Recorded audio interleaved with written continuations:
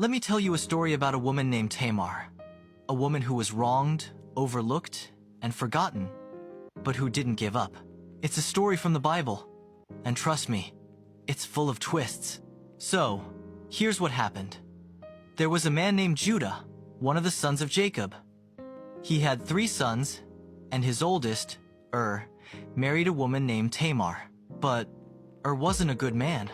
The Bible says he was so wicked that God ended his life.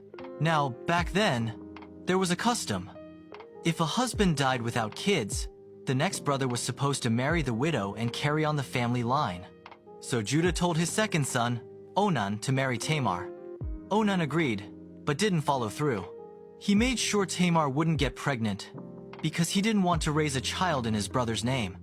So, he died too. Now Judah only had one son left, Shelah, and he started thinking, maybe Tamar's the problem. So he told her, go back to your father's house. When Shelah grows up, I'll call you. But deep down, he had no plan to give Shelah to her. Tamar waited, and waited, but no word ever came. So she made a bold move. She heard Judah was traveling nearby. She disguised herself, put on a veil, and dressed like a woman on the street, and waited by the road.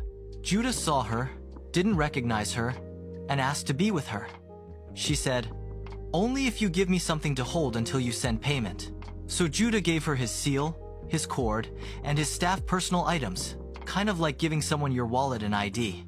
They were together, and Tamar became pregnant. A few months later, Judah finds out Tamar is pregnant. He's outraged. She's disgraced herself, he shouts. She should be punished. But Tamar calmly steps forward and says, the man who got me pregnant is the one who owns these. She holds up the seal and staff. Judah's face drops. He recognizes them immediately. And then comes one of the most powerful lines in the whole story. He says, she is more righteous than I am. Judah finally admits that he was the one who failed her. Tamar gives birth to twins Perez and Zerah. And here's the amazing part. Her son Perez becomes an ancestor of King David. And eventually, Jesus. Tamar's story is messy. It's complicated, but it shows us something powerful. Sometimes the people the world overlooks are the ones God uses in the biggest ways.